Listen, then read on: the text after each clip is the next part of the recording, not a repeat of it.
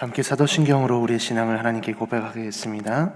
나는 전능하신 아버지 하나님, 전지의 창조주를 믿습니다.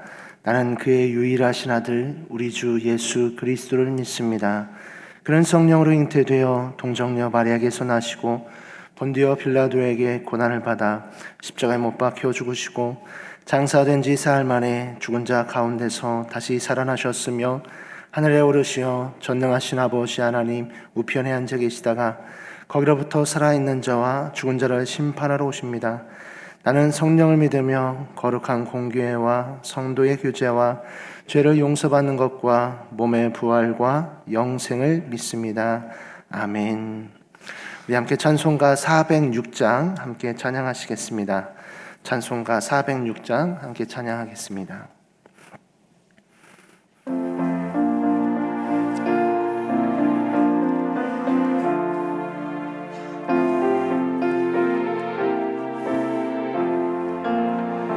고난 내영 편히 쉴 곳과 풍랑이 일어도 안전한 포구 폭풍까지도 다스리시는 주의 영원한 발의지에 주의 영원하신 발 함께하사 항상 나를 붙드시니 어느 곳에 가든지 요동하지 않음이 주의 팔을 의지함이라. 세상 친구들 나를 버려도 예수님 함께 동행함으로 주의 은혜 충만하리니 주의 영원한 발의지에 주의 영원하신 발 함께하사 항상 나를 붙드시니 어느 곳에 가든지 요동하지 않음이 주의 발을 의지함이라. 나의 믿음이 연약해져도 미리의 피한 힘을 주시며 위태할 때도 안보하시는 주의 영원한 팔을 의지해 주의 영원하신 팔 함께하사 항상 나를 붙드시니 어느 곳에 가든지 요동하지 않음이 주의 팔을 의지함이라. 능치 못한 것 주께 없으니 나의 일생을 주께 맡기면 나의 모든 짐 대신 지시는 주의 영원한 팔을 의지해 주의 영원하신 팔 함께하사 항상 나를 붙드시니 어느 곳에 가든지 요동하지 않음이 주의 팔을 의지함이라. 아멘. 오늘 우리에게 주시는 하나님의 말씀은 누가복음 8장 19절에서 25절까지의 말씀입니다. 누가복음 8장 19절에서 25절까지의 말씀 한 절씩 교독 후에 마지막 절은 다 함께 합독하도록 하겠습니다. 예수의 어머니와 그 동생들이 왔으나 무리로 인하여 가까이 하지 못하니 어떤 이가 알리되 당신의 어머니와 동생들이 당신을 보려고 밖에 서 있나이다. 예수께서 대답하여 이르시되 내 어머니와 내 동생들은 곧 하나님의 말씀을 듣고 행하는 이 사람들이라 하시니라. 하루는 제자들과 함께 배에 오르사 그들에게 이르시되 호수 저편으로 건너가자 하심에 이에 떠나 행선할 때 예수께서 잠이 드셨더니 마침 광풍이 호수로 내리침에 배에 물이 가득하게 되어 위태한지라. 제자들이 나와 깨어 이르되 주여 주여 우리가 죽겠나이다 한데 예수께서 잠을 깨사 바람과 물결을 꾸짖으시니 이에 그쳐 잔잔하여지더라. 제자들에게 이르시되 너희 믿음이 어디 있느냐 하시니 그들이 두려워하고 놀랍게 여겨 서로 말하되 그가 누구이기에 바람과 물을 명함에 순종하는가 하더라. 아멘. 기도하겠습니다. 좋으신 아버지 하나님, 은혜를 감사합니다. 지난 간밤에도 저희들을 주님 품 안에서 편히 쉬게 해주시고 또 이 새벽에도 저희들을 주 앞에 불러주시니 감사합니다. 오늘도 저희들에게 새날 주시고 또 생명 주시고 건강 주셨는데 이 한 날도 주님과 더불어 동행하게 하시고 주를 기쁘시게 하는 한 날 되게 하여 주옵소서. 기도의 영을 부어주시고 마땅히 간구할 것들로 기도할 수 있게 하여 주옵소서. 주님께 감사의 예물을 드립니다. 범사에 감사합니다. 또 1000번째 예물 주님께 드립니다. 하나님 아버지, 믿음으로 순종으로 또 감사로 드리는 예물을 주님께서 기뻐 받으시며 약속하신 하늘의 복과 땅의 복으로 충만하게 채워 주옵소서. 주의 은혜로 종의 가정들을 형통케 해주시며 그 자녀들을 축복하여 주시옵소서. 예수님의 이름으로 축복하며 기도하옵나이다. 아멘. 이 새벽에도 주의 은혜와 축복이 함께 하시기를 축원합니다. 광고 좀 하나 하고 그 말씀 나누겠습니다. 이제 다음 주 월요일부터 명절이 시작이 되죠. 화요일이 설이라서 이제 명절이 시작이 되는데 이제 새벽기도 때문에 고민을 좀 했습니다. 그런데 저희가 이제 그 코로나 사태 이후로 이제 본당에서 새벽기도를 하잖아요. 그 거리두기 때문에 이렇게 하게 되는데 새벽기도를 하게 되면 기본적으로 목회자가 3명이 필요해요. 그러니까는 들어올 때 출입국 체크하는 이제 온도 체크하시는 분이 필요하고 또 이제 방송실이 따로 있으니까 또 이제 방송실을 또 담당하시는 분이 필요하시고 또 이제 말씀을 전하는 사람도 필요하고 또 이제 뒤에 불을 또 끄고 켜고 하는 분이 필요합니다. 근데 저희가 이제 명절에 목사님들이 한 분이 당직을 서서 이제 교회를 지키는데 최소한 3명에서 4명이 남아야 되는 거예요. 그래서 그런 어려움이 좀 있고 그 다음에 또 이번에 은상감찰에서는 명절 3일 동안 새벽 기도를 안 하기로 했대요. 그래서 이제 왜 그러냐 했더니까는 어쨌든 이제 타지에서 오는 자녀들이 있는데 또 그들 가운데는 또 새벽 기도 나오는 분이 또 있다는 거예요. 그래서 요새 오미크론이 하도 유행을 하고 하니까 행여나 이제 다녀간 또 자녀들 중에서 또 접촉자가 발생이 되면 또 교회 예배 드리는데 지장이 또 생기고 이렇게 해서 원상감찰 같은 경우는 아예 그냥 그 3일을 새벽 기도를 쉬기로 했다 그러더라고요. 저도 좀 고민을 좀 했습니다. 그래서 저희 교회도 월, 화, 수 3일의 그 명절 기간 동안에 새벽 기도를 쉬겠습니다. 그래서 여러분들 개인적으로 경건 시간 가져주시고요.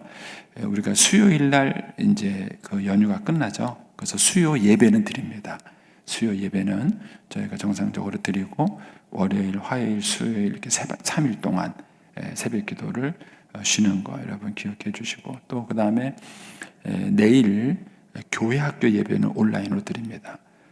지금 이제 학원 중심으로 해서 애들이 방학에 했음에도 불구하고 이제 우리 부여의 확진 아이들이 자꾸 늘어나고 있어요. 늘어나고 있어서 저희도 교회 학교만 어른들은 대면 예배 우리가 하고 교회 학교만 저희가 내일 온라인으로 예배를 드립니다. 그것도 여러분 참고해 주시면 고맙겠습니다. 자, 오늘 하나님의 말씀 같이 나누겠습니다. 오늘 말씀에는 이제 2가지 사건이 기록이 되어 있습니다. 19절에서 21절까지 해서는 예수님이 가족이 찾아왔을 때 누가 내 어머니며 내 동생이냐 하는 이제 사건이 기록이 되어 있고요. 그 다음에 이제 22절에서 25절까지 해서는 예수님께서 이제 풍랑에서 만났을 때 일어난 그 사건입니다. 우리가 이제 지난번에 제가 주일날 봤던 사건하고는 좀 약간 다른 사건입니다. 이 사건이 다른 사건입니다.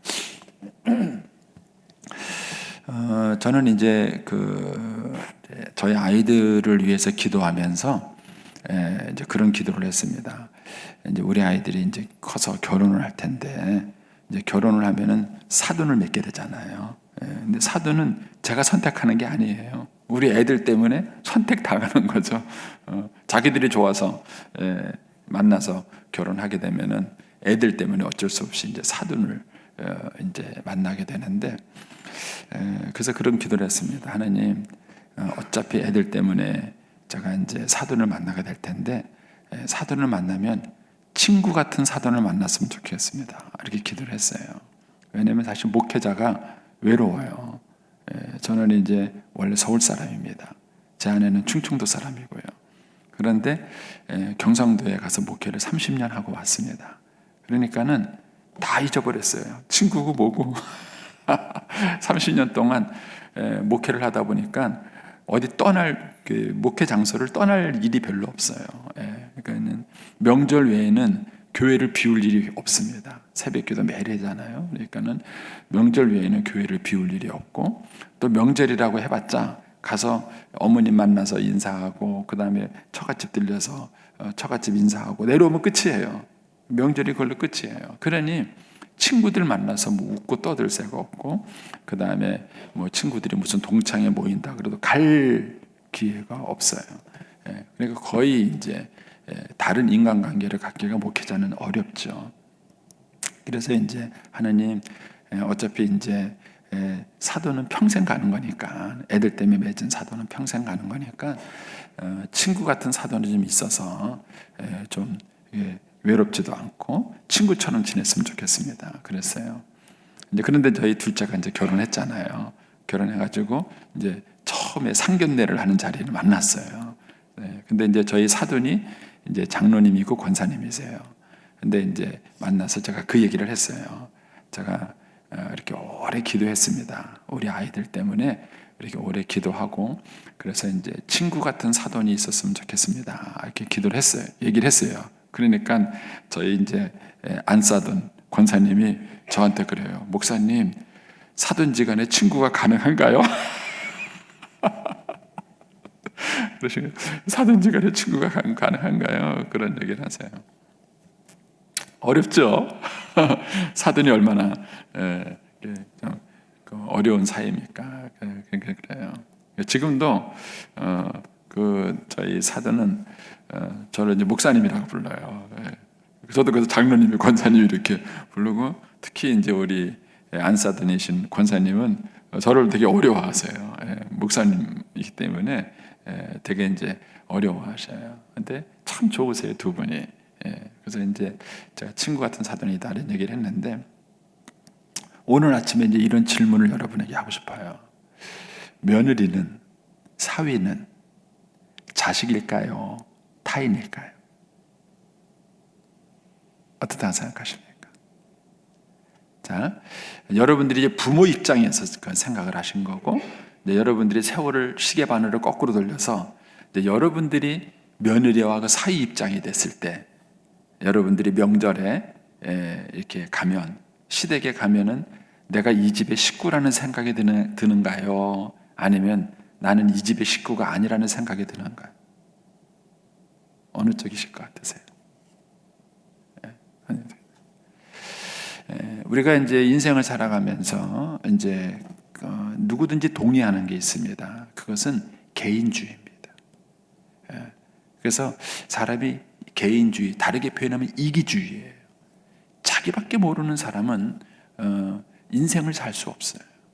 가정 안에서도, 부부 사이에서도 정말 이기주의인 분이 있죠. 어떤 분이 저한테 그래요. 남편이 이렇게 와서 밥을 차려줬는데 부인 오기도 전에 밥을 처먹기 시작한대요. 표현이 그래요. 표현이. 그리고는요, 부인 앉기도 전에 밥을 다 먹었대요. 그리고 뭐 먹었다는 말도 안 하고 먹어보라는 소리도 안 하고 하는데요. 뭐 저한테 그래, 목사님 제가 그런 인간하고 살아요, 그래요. 그러니까 남편이 자기밖에 모르는 거예요. 자기밖에 모르고 부인을 챙길 줄도 모르는 거예요. 굉장한 이기주의죠. 그런 이기주의, 개인주의, 이건 정말 큰 문제입니다. 미숙한 거죠. 성숙하지 않은 것입니다. 그런데 이런 것과 이제 아울러서 이제 개인주의, 이기주의가 아울러서 뭐냐면요, 집단 이기주의예요. 집단 이기주의. 저는 이제 우리나라가 여당도 있고 야당도 있어야 된다고 생각합니다. 진보도 있고 보수도 있어야 된다고 생각합니다. 그래서 제가 청년 시절 때 막 그 데모 때문에 힘들고 어려울 때, 그때 이제 그분의 이름이 제일 생각이 안 나는데, 새는 두 날개로 난다라는 책을 쓰신 분이 있으세요. 새는 한쪽 날개로 나는 게 아니에요. 두 날개로 사는 겁니다. 그래서 건강한 나라는 항상 이 양당이 존재해요. 영국도 진보당과 보수당이 영국도 있죠. 미국도 뭐죠? 진보당과 보수당이 있어요. 그래서 한 번은 이쪽 당이, 한 번은 이쪽 당이 이렇게 이제 왔다 갔다 이렇게 하면서 이제 정권을 잡기도 하면서 그 나라가 균형 있게 발전을 하는 것이죠. 그런데 우리나라 정치하시는 분들 보면요, 막 죽자고 덤비는 거예요. 상대방을 죽이겠다는 거예요. 굉장한 집단 이기주의예요. 자기밖에 몰라요. 심지어는요, 너무 심하면은 형제들까지도 가족 사이도 갈라진대요. 제발 이번 명절에 정치 얘기 좀 하지 마시고, 여러분 싸우지 마세요. 집단 이기주의예요. 근데 이게 이제 다르게 표현하면은요, 가족들이 혈연주의에 빠진 거예요. 여러분, 가족이 뭐죠? 뭐가 가족입니까? 가족이 뭡니까? 만약 여러분들이 혈연주의에 빠져서 가족이라고 생각하면 며느리는 내 혈육이 아니에요. 그래서 어떤 생각을 하느냐면요, 며느리는 내 자식이 아닌데 손자, 손녀는 내 자식이에요. 그래서 우리 어머님 세대 얘기를 들어보면 되게 재밌어요. 며느리는 내쫓는데 손자, 손녀는 두고 가라는 거예요. 손자, 손녀는 두고 며느리는 나가라는 거예요. 마음에 안 드니까 나가라는 거예요. 그러면 손자, 손녀 입장에 봤을 때 그렇게 말하는 할머니, 할아버지가 좋을까요? 손자, 손녀는 뭐라 그러냐면은 할머니, 할아버지 나가 그래요. 손자, 손녀는 그렇게 말해요. 왜냐하면 내 엄마잖아요. 그러니까 손자, 손녀에게는 혈육이에요, 혈육. 할머니, 할아버지가 며느리를 볼 때는 내 혈육이 아닐지 모르겠지만, 손자가 볼 때는 엄마가 내 혈육이에요. 그런데 할머니, 할아버지는 자기 엄마를 남의 식구처럼 대하는 거예요. 여러분, 이게 혈연주의가 갖고 있는 큰 모순이에요. 혈연주의가 갖고 있는 큰 모순이에요. 그러면 이제 다시 여쭤보겠습니다. 가족이 뭡니까? 뭐가 가족이에요? 여러분, 가족을 어떻게 정의하시겠습니까? 그것을 오늘 본문이 해주신 거예요. 여러분, 예수님 말씀 가운데 위대한 게 뭐냐면요, 어린아이를 데리고 왔을 때 제자들이 막았어요. 왜? 막았습니다. 그때 예수님이 뭐라 하냐면 제자들을 혼냈어요. 어린아이가 내게 오는 것을 용납하고 금하지 말라. 이 사건 때문에 어린이날이 생긴 거예요. 그리고 이 사건 때문에 기독교에서 어린아이를 소중히 여기는 거예요. 여러분, 불교에서 어린아이 소중히 여기나요? 타 종교에서는요, 어린아이는 약자예요. 소중히 여기지 않습니다. 근데 기독교에서는요, 어린아이를 소중하게 해요. 예수님의 그 말씀 때문에 그런 거예요. 그런데 오늘 본문의 말씀도 사실은 굉장히 중요한 말씀인데 그동안 한국교회에서 이 말씀이 강조되지 않았어요. 근데 오늘 이 말씀을 보세요. 19절에 보시면 예수의 어머니와 그 동생들이 왔으나 무리로 인하여 가까이 못해서, 항상 예수님 주변에는 사람이 많았죠. 그래서 20절에 어떤 이가 알렸어요. 당신의 어머니와 동생들이 당신을 보려고 밖에 서 있나이다. 가장 일반적 개념이죠. 혈연주의에 의해서 얘기했을 때 가장 일반적 개념이다. 당신의 어머니, 당신의 동생이 왔습니다. 그랬을 때 우리가 생각한다면은 예수님의 어머니고 예수님의 동생이니까 특권을 받아야 돼요. 많은 무리들 속에서 특권을 받아서 길을 여시오! 그러고는 쫙 열고 예수님의 어머니와 동생들이 왔습니다. 그리고 문을 쫙 열고 그 대로로 쫙 이렇게 환영을 해야 되는 거죠. 그런데 예수님은 엉뚱한 얘기를 하셨어요. 뭐라 그랬냐면은 21절에 예수께 대답하여 이르시되 내 어머니와 내 동생은 곧 하나님의 말씀을 듣고 행하는 이 사람들이다. 그러니까 예수님이 가족에 대한 정의를 다리하신 거예요. 가족에 대한 정의. 그러니까 예수님이 말씀하시는 가족은 뭐예요? 하나님 말씀을 듣고 행하는 사람이에요. 하나님 말씀을 듣고 행하는 사람. 이 사람이 가족이에요. 그래서 크리스찬들이 반드시 극복해야 될 게 뭐냐면 혈연주의를 극복해야 합니다. 혈연주의를 극복해야 됩니다. 한국 교회의 큰 폐해 중에 하나가 그거예요. 3대 장로, 얼마나 큰 축복이에요. 굉장히 큰 축복입니다. 저는 부러워요. 3대 목사, 얼마나 부럽습니까? 그런데 그것이 혈연주의에 빠져버리면요, 교회를 망하게 만듭니다. 그 가정이 교회를 망하게 만드는 거예요. 그 목사의 가정이 교회를 망하게 만드는 거예요. 왜냐하면 가족을 그 개인에 위한 집단 장소로 변질시켜버리는 거예요. 이것이 큰 위기가 다가오는 겁니다. 그래서 항상 이런 문제 속에서 인간의 죄가 가지고 오는 변질이 있는 거예요. 저는 이제 모태신앙이 아니잖아요. 그래서 어렸을 때 교회에서 상처 많이 받은 것 중에 하나가 그거예요. 저는 이제 숫기도 없고, 지금은 그래도 많이 이렇게 좋아져서 여러분들하고 이렇게 얼굴도 보고 설교도 하는 거예요. 근데 어렸을 때는 이제 숫기도 없고, 막 이제 어쨌든 그 교회를 처음 갔어요. 그래가지고 이제 식당에 갔는데요. 얼마나 숫기가 없어요. 그래갖고 이제 눈치 보면서 이렇게 하는데요. 아무도 불러주는 사람이 없어요. 그런데 제일 상처받는 말이, 아이고, 누구 권사 아들 일로 와. 아이고, 누구 집사 아들 일로 와. 그러는 거예요. 막. 그래가지고 뭐 챙겨주고 막 그러는 거예요. 나는 오라는 사람도 아무도 없고, 같이 밥 먹자는 사람도 없어요. 그래갖고 저 구퉁이에 혼자 앉아가지고 혼자 쪼글딱쪼글딱 밥 먹고, 어떤 때는 밥도 못 먹고 나올 때도 있었어요. 근데 굉장히 서럽더라고요. 그게 서럽더라고요. 저는 그래서 식당 가서, 목사님 오세요 하고 챙겨주는 게 고맙기는 한데 너무 저만 챙기시면 안 돼요. 누가 눈에 들어와야 되느냐? 혼자 먹는 사람이 눈에 들어와야죠. 외로운 사람이 눈에 들어와야죠. 그리고 오히려 그런 사람을 챙겨야죠. 저 같은 사람은 안 챙겨도 뭐예요? 가서 달라 그래요. 권사님, 나 밥 주세요. 저 같은 사람은 얘기할 수 있어요. 그런데 숫기가 없는 사람, 그런 사람들은 와서 말도 못하고 얘기도 못하고 그러는 거예요. 근데 교회가 그런 혈연주의에 빠져가지고 어느 집사님 가정, 뭐 몇 대째 예수 믿는 가정, 그런 사람들만 막 생기면은 그 사람은 좋을지 모르겠어요. 그런데 그것 때문에 반대편에 있는 사람들은 반드시 소외계층이 생기는 거예요. 우리나라는 이 혈연주의가 강해요. 왜냐하면 유교 사상 때문에 그렇습니다. 이 유교 사상 때문에 혈연주의가 굉장히 강해요. 그래서 우리나라에 없는 게 뭐냐면 입양이 제대로 없어요. 지금도 OECD 교과, OECD의 나라 10위권 안에 드는 나라지만은요, 입양 선진국인 거 아세요? 우리나라가 해외로 입양 보내는 선진국인 거 아십니까? 이런 것들이 혈연주의에 빠졌기 때문에 그런 거예요. 그래서 저와 여러분이 가족에 대한 개념을 확대 해석할 필요가 있습니다. 가족에 대한 개념을 확대 해석할 필요가 있어요. 사실은 며느리가 어렵죠. 사위도 어렵습니다. 그럴 수밖에 없습니다. 여러분 생각해 보세요. 내 자식은 30년을 같이 살았는데 이제 갓 들어온 며느리, 갓 들어온 사위가 친해질 수 있겠어요? 안 친한 게 당연하죠. 친한 게 이상해요. 그렇지 않겠습니까? 30년을 살아온 엄마와 이제 한 3년 사귄 자기 부인하고 누가 더 친하겠어요?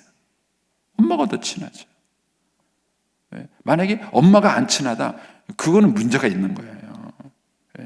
결혼의 원리 중에 하나가 부모를 떠나는 원리가 있는데, 그 중에 뭐 하나가 뭐냐면 부모님이 만들어준 입맛을 떠나야 돼요. 그래가지고 제가 이제 요즘은 이제 그런 얘기를 안 했지만 초창기에는 결혼 주례하면서 그랬어요. 제가 이제 신랑 신부를 놓고 신부가 열심히 밥을 차렸는데 신랑이 밥 먹다가 반찬이 왜 이러냐고, 우리 엄마처럼 요리해봐, 이렇게 얘기를 하면 어떻게 말해야 되죠? 이렇게 물어봐요, 제가. 그럼 신부가 가만히 있어요. 근데 정답을 알려줄게요. 굶기면 됩니다. 그러면은요, 신랑 아버지가요, 저를 째려봐요. 뭐 주례를 뭐 저런 식으로 하냐 그러는데, 이런 생각했어요. 엄마가 요리를 잘해서 그럴까요? 아니에요. 30년 동안 엄마 밥을 먹었기 때문에 내 혀가 엄마 입에 길들인 거예요. 엄마가 요리 제일 잘하는 거 아니라고요. 30년 동안 엄마 입에 길들이고 이제 와서 한다는 소리가 30년 먹은 거 엄마처럼 해달라고. 집에 가서 밥 먹어야지. 집에 가서 밥 먹어야죠. 결혼한다는 얘기는 엄마의 음식 솜씨를 떠나서 아내가 해주는 밥에 입을 맞추는 거예요. 그게 결혼이에요. 그걸 못하니까 맨날 엄마, 엄마 그러는 거예요. 집에 가야죠, 그러면은. 결혼을 왜 했어요? 집에 가야죠. 근데 그게 결혼의 중요한 원리인데, 저는 근데 그게 하나도 안 어려웠어요. 왜냐면 우리 엄마 밥을 잘 안 해줬거든요. 우리 어머니 밥을 잘 안 해줬어요. 그래가지고 제가 우리 엄마 입맛에 길들인 게 별로 없었어요. 그래서 저는 결혼 첫날부터 아내의 밥맛에 딱 바로 길들었습니다. 근데 정신적인 세계도 마찬가지예요. 어떤 사람이 30이 돼서 결혼을 하는데 엄마를 금방 떠났어요. 그리고 아내랑 금방 친해졌어요. 이거는 엄마하고 안 친했다는 뜻이에요. 30년을 살아오면서 자기 엄마랑 친하지 않았으니까 금방 엄마를 떠나죠.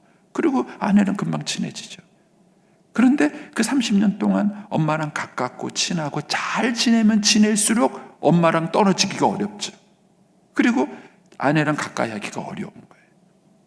근데 결혼이 되려고 한다 그러면 그런 30년을 지내온 엄마랑 거리를 두고 이제 새롭게 평생을 살아가야 될 아내와 한 몸을 이루는 연습을 하셔야 되는 거예요.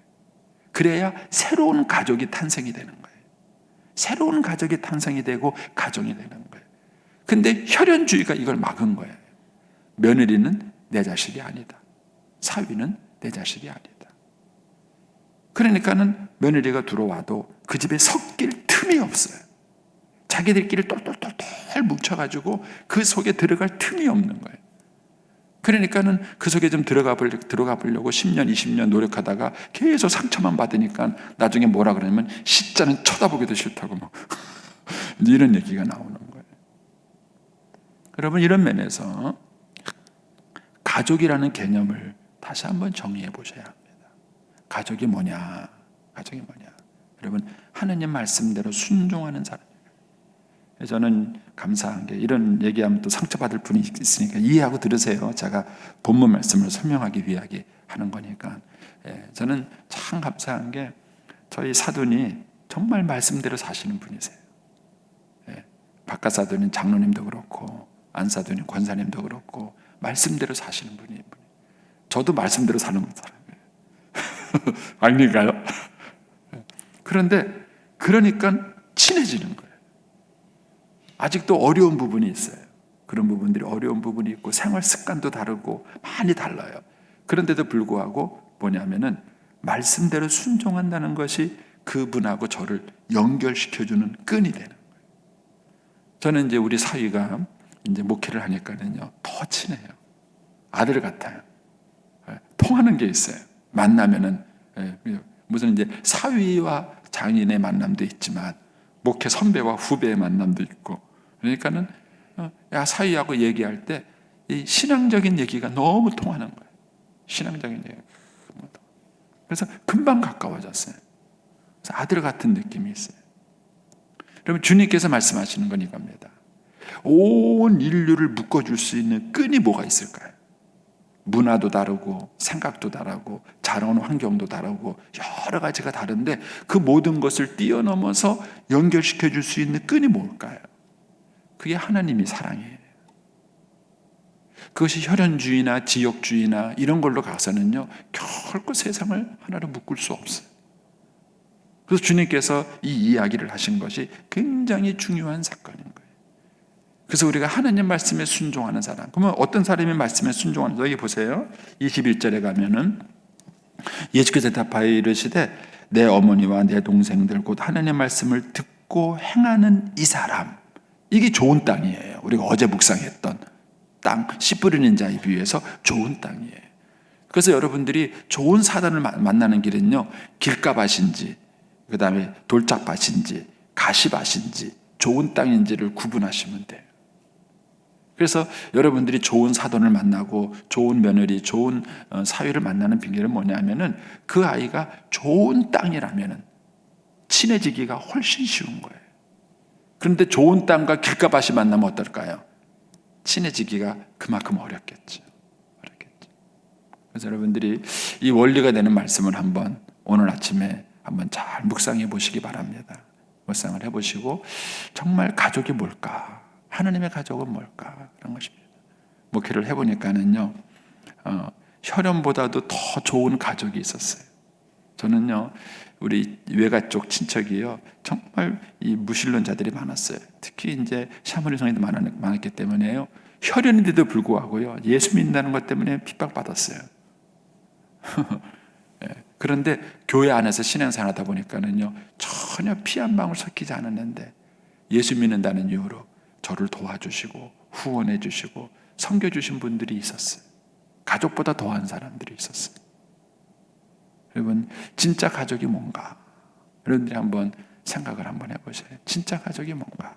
그래서 이번 명절에 정말 예수님의 말씀처럼 하나님의 말씀을 듣고 행하는 이 사람들이 내 어머니요, 내 동생이요, 내 형제다라는 이런 정의를 한번 여러분들이 적용을 한번 해볼 수 있게 되기를 바랍니다. 이 아래에 있는 사건은 여러분들이 묵상하세요. 기회가 되면 또 한번 말씀을 나누도록 하겠습니다.